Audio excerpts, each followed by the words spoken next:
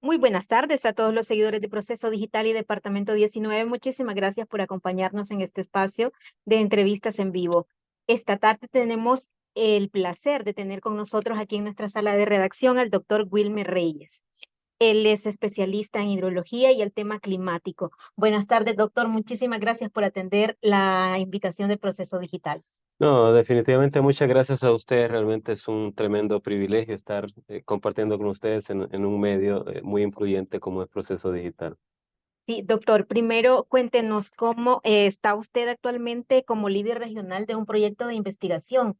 Eh, ¿Es a nivel de Centroamérica? Cuéntenos en primera Sí, instancia de qué se trata este es proyecto. un proyecto regional a nivel del Triángulo Norte de Centroamérica, una de las regiones más vulnerables al cambio climático, pero es una de las regiones también que hay mucho activismo, mucho movimiento en materia ambiental y donde hay también experiencias interesantes que pueden ser ejemplarizantes a nivel mundial de cómo gestionar la vulnerabilidad, cómo gestionar el riesgo y que puede ser también un epicentro de aprendizaje para el diseño de políticas que realmente sean aterrizadas y sean útiles para el país y para las comunidades, específicamente de las más vulnerables.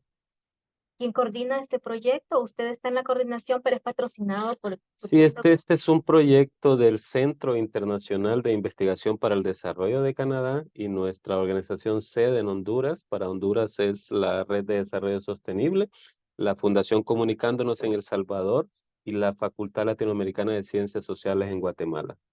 Sí, doctor, lastimosamente el territorio hondureño es uno de los catalogado como uno de los más vulnerables. Eh, en muchos años tenemos emergencias por sequía, otros años tenemos emergencias por inundaciones. ¿Podríamos decir que estamos en permanente emergencia en el territorio nacional? Yo creo que no lo podría describir de mejor manera. En realidad, el país Centroamérica en particular es un territorio de emergencias permanente. Nosotros, después del Mitch, prácticamente hemos estado rankeando entre el primero y el tercero y el quinto lugar de las regiones de los países más vulnerables al cambio climático a nivel global. ¿Qué significa esto? Bueno, que en invierno tenemos dificultades de inundaciones, mucha agua y en verano tenemos problemas serios que tienen que ver con sequía y eso pone en riesgo el principal medio de vida que tiene la población hondureña y centroamericana, que es la agricultura. Sí. Doctor, se habla mucho del cambio climático. Usted como experto y pues con toda su expertise, ¿cómo podemos explicarle a nuestros internautas, a la población en general, así digamos en forma no tan técnica, qué es realmente el cambio climático? Yo creo que esa es una pregunta interesante. Yo he estado vinculado a la academia por más de 2 décadas y yo creo que ese es el principal reto también, que todo el mundo entienda de manera simple qué significa el cambio climático. Vamos a intentar hacerlo, de explicarlo de una manera simple para que todas las personas que nos están escuchando realmente puedan entenderlo. Imagínese usted la Tierra, digamos, como una especie de bola, ¿no? De círculo y en su forma, digamos, esferoidal, nosotros recibimos la radiación del Sol y esa radiación está ingresando de manera permanente a la Tierra. Está ingresando, está ingresando, está ingresando. En condiciones normales, esa radiación, así como entra, en realidad debe de salir. Eso es un equilibrio, ¿no? Llega la radiación del Sol y sale la radiación del Sol. Pero en ese proceso hay gases que generalmente los llamamos como gases invernaderos, pero es básicamente el dióxido de carbono lo que sale, por ejemplo, cuando quemamos madera, cuando se quema el bosque, cuando se quema el combustible de los carros que nosotros utilizamos, eso es dióxido de carbono, eso es metano. Y ese gas genera como una capa sobre la Tierra que no permite que la radiación que entra pueda salir, pero siempre está ingresando. ¿Qué significa entonces? Que en la medida pasa el tiempo, los rayos solares están ingresando, pero ya no están saliendo. Entonces eso hace que se vaya acumulando la radiación y al mismo tiempo entonces que la temperatura de la Tierra vaya incrementando. Es como cuando usted va, imagínese sale al sol y el sol está directamente, los rayos solares sobre usted, pero su cuerpo también está liberando. a través de la transpiración, está regulando su temperatura. Imagínense nosotros como seres humanos, si estuviéramos en pleno sol y no pudiéramos transpirar, nuestro cuerpo iría incrementando la temperatura. Eso es de forma práctica lo que es el cambio climático. Por eso hablamos de que el mayor dióxido de carbono, mayor metano y todos estos gases que conforman lo que llamamos efecto de invernadero están incrementando y están haciendo que la Tierra retenga mucho más calor del que debería de tener. ¿Cómo nos afecta directamente el cambio climático? Mire, hay muchísimos factores. Generalmente todo mundo habla de las sequías, pero en realidad hay muchos elementos que tienen una influencia directa el cambio climático. Uno es el asunto, por ejemplo, del incremento del nivel del mar, que poco se habla de esto. A medida la temperatura de la Tierra va incrementando, todas las zonas polares, las zonas que tienen acumulado o retenido el agua a través del hielo, se van descongelando. Esa agua se va incorporando al océano y eso va haciendo que el nivel del mar vaya creciendo. Entonces, lugares, por ejemplo, como la costa pacífica de Honduras o la costa atlántica, en Cedeño, en la zona de Atlántica, hace entonces que muchas comunidades poco a poco se vayan inundando y que vayamos perdiendo toda esta zona de las playas. Eso por mencionar un caso del incremento del nivel del mar, pero también la parte, digamos, hídrica. A veces hablamos, por ejemplo, de el cambio climático que tiene una influencia directa sobre el agua, pero no significa que es que va a llover menos o que va a llover más. En realidad, en el año, históricamente, nosotros recibimos la misma cantidad de agua. ¿Cuál es el problema? El problema es cómo se regula el agua en el año. Y eso es lo que usted ve, por ejemplo, el invierno con el cambio climático cada año se vuelve más corto. Entonces, si nosotros generalmente esperamos que el invierno empiece a finales de mayo o a principios de junio y termine allá por agosto, septiembre, entonces generalmente esos son 4 o 5 meses de invierno. El cambio climático lo que viene a hacer es que esa misma cantidad de agua se vaya cayendo o vaya precipitándose en un periodo más corto de tiempo. Le pongo un caso específico, la zona sur. A veces hablamos de la zona sur y creemos que es que no llueve. No, en realidad hay muchas regiones de la zona sur que reciben más agua que la capital. En la capital tenemos nosotros que 1.300, 1.500 milímetros de agua. Y se lo pongo de manera simple. 1.500 milímetros de agua por año es como que usted tuviera una columna de agua de 1,5 metros hacia arriba y esa la podría mantener ahí reservada. Eso es 1,5 en el sur llueve más que eso. Pero ¿qué es lo que pasa? Que le llueve en 2 meses, en junio, en julio, pero es la misma cantidad de agua. Entonces, por eso, en verano, cuando no hay regulación, tenemos la misma cantidad de agua, pero en periodos pequeños de tiempo. Todo el agua que cae, así como cae, no hay vegetación, se nos va. Se nos va y no la utilizamos. Tenemos 10, 9 meses secos. El problema que tenemos en Honduras entonces no es problema de agua, problema del invierno. ¿Cuál diría usted entonces que es el principal problema que tenemos en Honduras? Mire, en realidad no tenemos problemas de agua, pero tenemos problemas de almacenamiento de agua. ¿Cómo la retenemos realmente nosotros el agua? A nosotros no nos sirve en el país que tengamos la misma cantidad de agua en poco tiempo. Nos interesa que esa agua que cae en poco tiempo la podamos retener en los ecosistemas. Para ilustrarla, por ejemplo, las cuencas hidrográficas que son esos espacios que nos permiten captar el agua. El agua cuando cae y hay bastante cobertura vegetal, se puede infiltrar en el suelo. Infiltrar significa que penetra en el suelo. Y esa agua que penetra al suelo es nuestra reserva de agua. Entonces, cuando deja de llover o en la época de verano, que no está lloviendo, esa agua reservada en las cuencas drena hacia los ríos en época de verano y eso es lo que nosotros utilizamos en verano. ¿Tenemos suficientes cuencas hidrográficas en el país? ¿Y cómo está actualmente el estado de estas cuencas? Mire, tenemos cuencas hidrográficas realmente que tienen un potencial hídrico extraordinario. Para ponerle un ejemplo, nosotros de todo el agua que recibimos en el país, siendo optimista, aprovechamos máximo el 5% del agua. ¿Qué significa eso? Que todo el 95% del agua que nos cae, que somos un territorio privilegiado, se va para el océano sin ningún uso.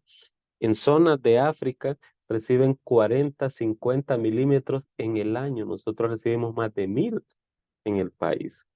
Entonces, allá no tienen problemas en algunas regiones que pueden almacenar aún esa pequeñita cantidad de agua. Nosotros desperdiciamos el 95% del agua y se va a los océanos, pero se va arrastrando el suelo, se va arrastrando los nutrientes, se va inundando nuestras regiones y generando un problema enorme para el país. ¿Qué hacer entonces, doctor? Porque, por ejemplo, tenemos el corredor seco, que si no estoy mal, ya nos está cubriendo cerca del 50% del territorio nacional. Y por otra parte tenemos la costa norte que permanentemente se nos inunda el Valle de Sula. Entonces, usted nos dice, el problema en el sur para el caso es el almacenamiento de agua y tenemos suficientes cuencas hidrográficas también. Entonces, ¿qué pasa? Están muy descuidadas las cuencas hidrográficas, falta infraestructura para el almacenamiento. Yo creo que usted ha mencionado dos de los elementos críticos que, si en este país como en Centroamérica les pusieran bastante atención, yo creo que resolveríamos muchos de los problemas que tenemos en el país. Uno es el pésimo manejo de las cuencas hidrográficas. Muchas de nuestras cuencas hidrográficas están completamente degradadas. Esa es una realidad. ¿Qué significa degradadas? Que han perdido esa capacidad para almacenar el agua que nosotros pudiésemos utilizar en época de verano. Y para ilustrar, digamos, el caso de la zona norte que usted lo explicaba muy bien. Imagínese que una cuenca hidrográfica es una calle pavimentada de cualquier barrio de aquí de Tegucigalpa. Si esa calle no está pavimentada y tuviera cobertura, es decir, por ejemplo, grama o maleza, o incluso si solo tuviera la tierra, cuando el agua cae, el agua podría penetrar al suelo. Imagínese que eso es una cuenca, esa carretera. Pero ¿qué pasa si usted viene y pavimenta esa calle? Si todo el agua que cae no se va a profundizar en el suelo, no se va a infiltrar, va a drenar completamente porque no hay forma que pueda ingresar al suelo. Entonces, viéndolo de manera simple, las cuencas hidrográficas, cuando decimos que están degradadas, es como que estuvieran pavimentadas, porque han perdido el bosque. Las prácticas agrícolas son malas, son lesivas, que hacen entonces que todo el agua que recibimos, así como cae, también se vaya del sistema, provocando todos los problemas que nosotros ya sabemos. Y usted mencionaba, uno, ese asunto de la degradación de las cuencas hidrográficas, y el otro asunto es la pésima, pésima planificación. Nosotros aquí año con año estamos llorando las inundaciones y año con año estamos llorando por las sequías. O sea, ese es un problema tremendo, pero ambas cosas, tanto las sequías como las inundaciones, tienen que ver con almacenamiento y mal manejo de las cuencas. ¿Por qué se generan las sequías? Ok, porque todo el agua que cae se va. ¿Por qué se generan las inundaciones? Porque todo el agua que cae se va también, y se va de una forma brusca con grandes volúmenes. Sí. Entonces, doctor, ¿cómo accionar para que esa agua que se está desperdiciando, porque esa es la palabra, eh, no siga no se siga botando? Los gobiernos muchas veces tienen proyectos que uno los escucha y los ve muy bonitos escritos, pero ¿cómo concretar esas políticas públicas en acciones? Mire, yo creo que usted en realidad ha hecho la pregunta del millón. ¿Cómo realmente las políticas, los documentos, muchos de ellos construidos técnicamente muy bien, pero a veces también no tienen base, las podemos llevar a la práctica? El problema aquí, por ejemplo, las cosas que nosotros deberíamos de apuntarle, más allá de andar sembrando arbolitos año con año, que al final los sembramos y a los 3 meses se han secado porque nadie les da seguimiento. Necesitamos urgentemente recuperar toda la cobertura vegetal en las cuencas hidrográficas, porque el bosque eso es lo que hace. La cobertura del suelo eso es lo que hace, permite que el agua se pueda infiltrar y ese es nuestro reservorio. Entonces, a veces cuando nosotros miramos ríos, que están en verano llevan suficiente agua o tienen una descarga bastante grande. Eso significa que nuestro tanquecito de almacenamiento, que se llama cuenca, está, está funcionando. Pero aquí hablaba usted del asunto de las políticas. Miren, Honduras tiene un montón de instrumentos políticos, de leyes, de normativas que se escuchan bien, se leen bien, tienen buenos conceptos. El asunto es cómo eso realmente se materializa en una práctica de un agricultor a nivel de campo. Cómo eso se materializa en las prácticas de muchas familias de 7, 8 personas de tierra adentro, digamos que el único sustento es cultivar la tierra, sin asistencia técnica, sin medidas de mitigación y sin ningún apoyo de ninguna naturaleza. Y el otro punto es un abordaje, digamos, sostenido, la parte de educación, pero también tomar con seriedad y esa visión de largo plazo que nos ha faltado históricamente. Aquí cada gobierno que llega, cada tomador de decisión hace lo que se le ocurre durante el tiempo que está y luego vienen otros y cambian. Entonces, ningún país sale adelante bajo esas circunstancias en ningún área y la parte ambiental no es la excepción. ¿Hacia dónde vamos entonces con esta situación tan crítica, doctor? Porque, vaya, hablábamos antes del corredor seco, por ejemplo. ¿Esto podría extenderse al territorio nacional? Eh, ¿Qué es lo que nos depara entonces los próximos años? Porque hemos perdido también la agricultura, usted lo mencionaba al principio de esta entrevista. Mire, aquí yo creo que, y qué interesante porque esto no lo habíamos conversado y usted está tocando las preguntas realmente claves en este asunto. Fíjese que nosotros, por ejemplo, ahorita el corredor seco de Honduras es más o menos el 48, casi el 50% del territorio hondureño es corredor seco. ¿Qué significa corredor seco? Que tienen entre 4 y 6 meses del año que no tienen lluvia, no son completamente secos. Pero nosotros, de hecho, hace poco estuvimos presentando unos modelos con escenarios, precisamente proyectando el avance del corredor seco, y nosotros estimábamos que más o menos en términos de 5 o 6 años, nosotros ese 48, 50% se va a convertir casi en 60%. Y en una década, en 12 años más o menos, ese se va a convertir en 73% del territorio nacional. Y si seguimos proyectando, probablemente en 2, 3 décadas nosotros vamos a tener todo el país convertido en corredor seco, excepto la zona de la Mosquitia, que es una zona que recibe bastante agua. Entonces, aquí el problema es, imagínese usted, es como la pobreza. Decimos, la región más pobre de Honduras es Occidente de Honduras. Y todo mundo se va para ahí, la cooperación, el gobierno, y se enfoca en eso.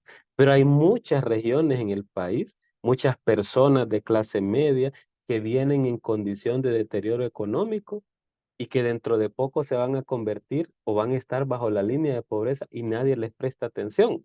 Lo mismo pasa, digamos, con el corredor seco. Decimos, toda esta franja es corredor seco y todos los proyectos, todos los programas, todo el Estado va hacia ahí. Pero ¿qué pasa con las otras regiones que vienen exactamente en la misma tendencia de convertirse en regiones secas? Nadie les pone atención. Entonces, volvemos a lo mismo, son actitudes muy reactivas y menos preventivas o de mitigación. Entonces, bajo ese esquema o ese modelo es bien complicado tener respuestas que sean efectivas. Es muy drástica esta situación que usted nos plantea entonces, doctor. ¿Y cómo entonces detener, de qué forma o en qué podría invertir, digamos, el gobierno para revertir esta situación? ¿Estamos a tiempo de revertirlo? Definitivamente, o al menos no vamos a revertir el cambio climático porque la Honduras no tiene su propia atmósfera. En realidad vivimos en una atmósfera global. Ahora, el punto es cómo nos adaptamos y cómo mitigamos esos efectos globales que van a tener sobre el país. Uno, definitivamente, es volver el rostro a las cuencas hidrográficas y trabajar en las cuencas hidrográficas para prevenir inundaciones y para lograr más almacenamiento de agua que nos sirva para la época de verano.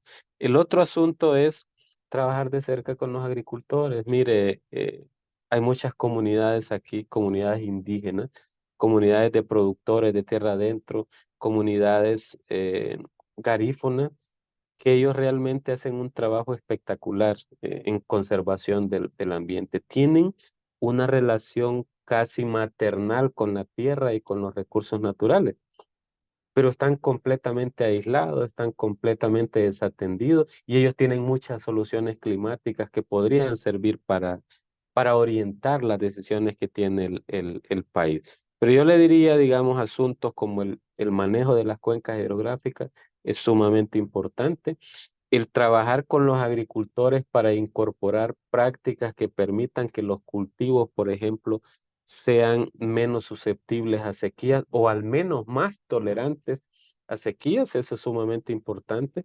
Darle asistencia técnica a las personas para que puedan implementar prácticas agrícolas que sean menos dañinas al ambiente, eso es algo sumamente importante. Y el otro es diseñar políticas realmente que respondan a los problemas reales que tiene la gente tierra adentro. Pero si usted es un funcionario donde nunca ha ido al campo, no conoce la realidad de las personas, tierra adentro es bien difícil que proponga cosas que realmente sean aterrizadas o sean funcionales. Y es de manera práctica es fácil capacitar los sectores campesinos, doctor, en cuanto para que decimos que los campesinos se ha perdido, se está perdiendo la agricultura. Éramos el granero de Centroamérica, solemos escuchar mucho eso y ahora somos un país que estamos importando lo que comemos. Mire, el solo Lancho en la década de los 80 era el granero de Centroamérica, solo Lancho. De ahí se podía alimentar todo el Centroamérica con solo la producción de grano del Valle del Guayapé. Lo mismo pasaba con la parte de producción de energía, cuando salió el cajón allá en los 90, que se anunció con bombos y platillos y en realidad tenía el potencial para ofrecerle energía a todo Centroamérica. Ahora la historia es completamente distinta. Pero eso es completamente factible. El asunto es que hay que sacar a los técnicos de las oficinas y llevarlos al campo. Muchos agricultores, de hecho, ellos tienen en su propio conocimiento, tienen ya, a ellos les ha tocado enfrentar todas estas dificultades y muchas de las soluciones ni siquiera hay que llevarlas, ellas ya las tienen. Por ejemplo, el uso de variedades criollas. A través del tiempo ellos van seleccionando aquellas variedades, por ejemplo, de maíz, de frijol, que más se adaptan a las condiciones que tienen, a sequías, a suelos que no son tan fértiles, pero los técnicos deben de llevar otro tipo de tecnologías que les permita a los agricultores incorporar esas tecnologías en los sistemas productivos que ellos ya tienen. El otro asunto es que yo creo que también la agricultura debe de salir solo del área rural y también llegar a las áreas urbanas. Eh, Asuntos como la masificación, por ejemplo, de los huertos a nivel de las escuelas, de los huertos urbanos incluso. A veces uno se sorprende, yo no sé si usted ha tenido experiencia, pero del área rural a veces vienen a las áreas urbanas a comprar culantro, a comprar limones de las áreas rurales donde supuestamente son las zonas donde debería estarse produciendo. Pero también el punto es que la agricultura dejó de ser ya un negocio poco atractivo, porque la gente o los agricultores hacen absolutamente todo el esfuerzo y lo que les queda es nada, casi siempre pérdidas, porque no tienen un mercado asegurado, porque los precios son muy débiles y la juventud también ya no le interesa ese trabajo marginal que no les deja nada, solo pobreza y prefieren emigrar. Y cómo revertir esta situación. Entonces, ¿es compatible la tecnificación, digamos, con la agricultura tradicional? Mire, le voy a poner un caso quizás de conocimiento universal. El riego por goteo. Riego por goteo significa darle a la planta exactamente la cantidad de agua que requiere en los momentos que más lo necesita, no más de eso.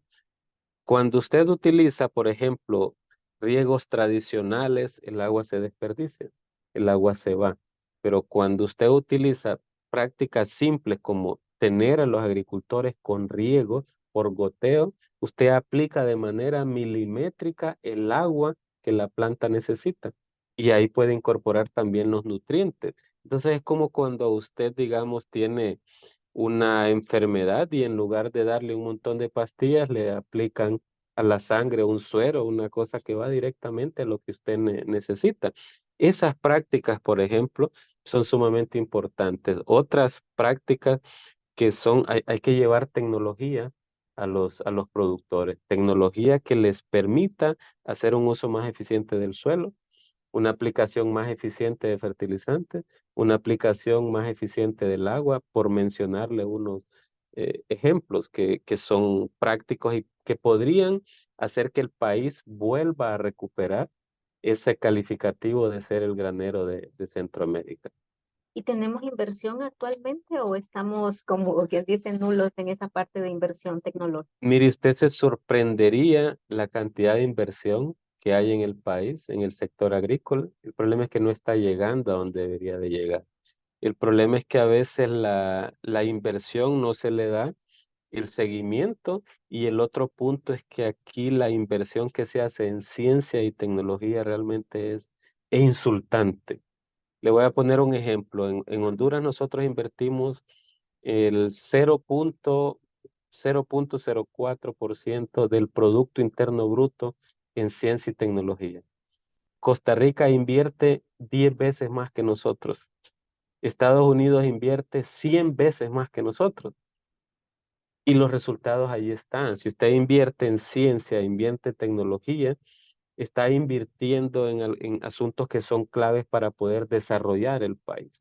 Si usted invierte en ciencia y tecnología en agricultura, usted va a garantizar alimentos, pero va a garantizar también excedentes, excedentes que permitan que los agricultores mejoren su nivel de vida, excedentes que permitan que el país pueda pasar de ser un importador neto a un exportador neto, y ciencia y tecnología que le va a permitir ir más allá de ser simplemente un productor de materias primas, por ejemplo, como hortalizas, como granos, como cerdos, etcétera, en pie, y va a pasar a otros niveles, por ejemplo, como ya productos procesados, productos cárnicos, productos envasados, jaleas y otros asuntos que tienen un valor agregado mucho más grande y que son mucho más rentables.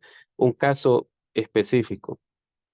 Yo estuve en Estados Unidos y yo consumía mantequilla olanchana, pero mantequilla olanchana que se producía en Olancho, se exportaba a El Salvador como mantequilla y vienen en El Salvador y la procesan, la empacan, la embolsan y eso le cuesta en Estados Unidos 3 veces más de lo que se vendió en Honduras. Eso es un ejemplo simple, porque todo el negocio está en la parte del valor agregado, pero aquí nosotros nos concentramos en materia prima. Entonces, yo creo que esa inversión en ciencia y tecnología es algo que ojalá algún día alguien lo entienda, porque eso es fundamental. Estados Unidos, Japón, muchos países europeos no son desarrollados por casualidad. Son desarrollados porque invierten en ciencia, porque invierten en tecnología y nunca dejan de la mano a los productores. Sí. Doctor, para ir culminando, con toda esta situación que usted nos plantea, ¿qué muestran entonces, digamos, esos índices globales de cambio climático en relación a Honduras para el futuro? Ejemplo simple, por ejemplo, si nosotros tomamos cualquier modelo que utiliza el panel internacional de cambio climático, el IPCC, si tomamos cualquier modelo de estos aplicado a Honduras, estos modelos nos dicen, le voy a decir tres variables de las más importantes.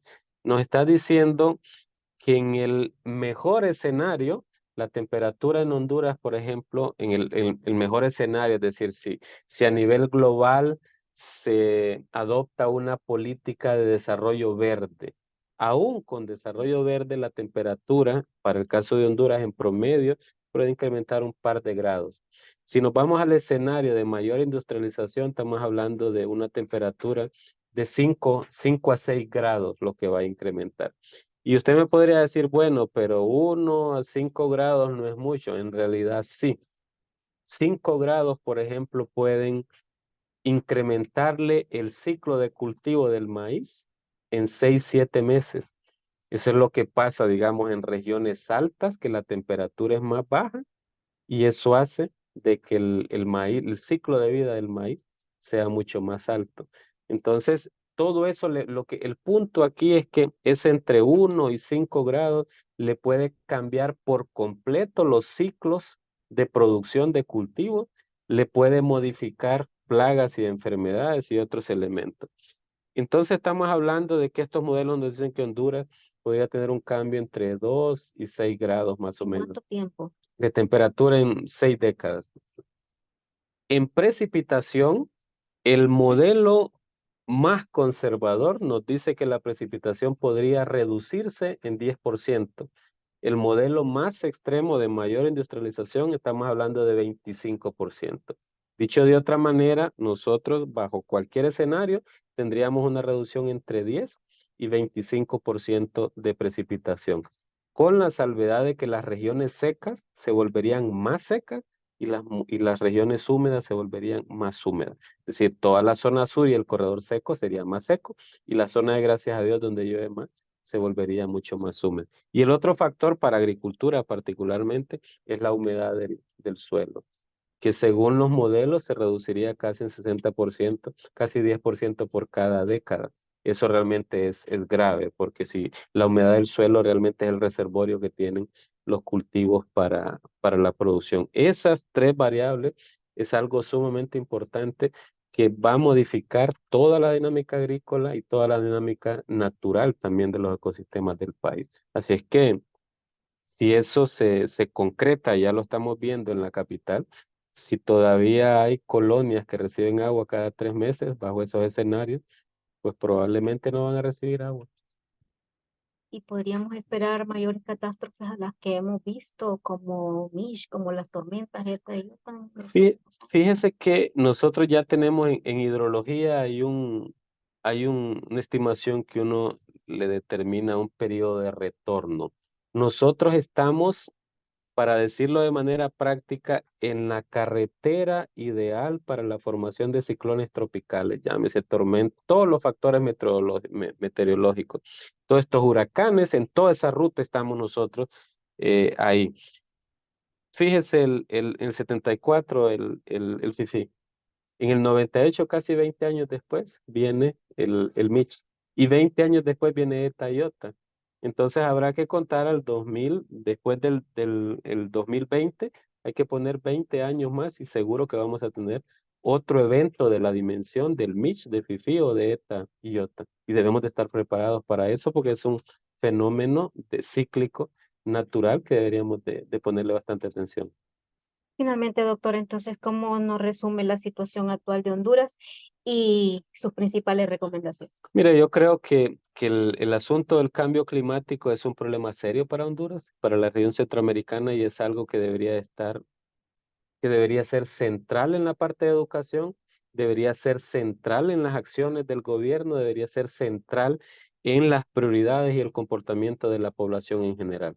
Tenemos que prepararnos no solo en asuntos preventivos, pero también en asuntos de mitigación que nos permitan de alguna manera sobrellevar esta realidad que no la vamos a detener, perdón, que se llama el cambio climático. Una recomendación importante es precisamente que educar a la población para que todo individuo sobre esta tierra realmente pueda hacer acciones a favor de la prevención, de la mitigación y la adaptación con cambio climático. Y la otra recomendación, particularmente para los que toman las decisiones, es precisamente buscar asesoría. En el país realmente hay talento impresionante a nivel técnico que domina todos estos temas y que puede realmente hacer aportes importantes para el desarrollo del país. El cambio climático no es un asunto del gobierno, no es un asunto del Estado, no es un asunto de la población, es un asunto de todos, porque todos compartimos una casa común que se llama tierra. Muchísimas gracias, doctor, por sus explicaciones y, bueno, brindarnos en este espacio, pues, toda su experiencia en cuanto al tema de cambio climático. A todos nuestros seguidores de Proceso Digital, les invitamos a seguir informándose en nuestra plataforma y en todas nuestras redes sociales. Buenas tardes.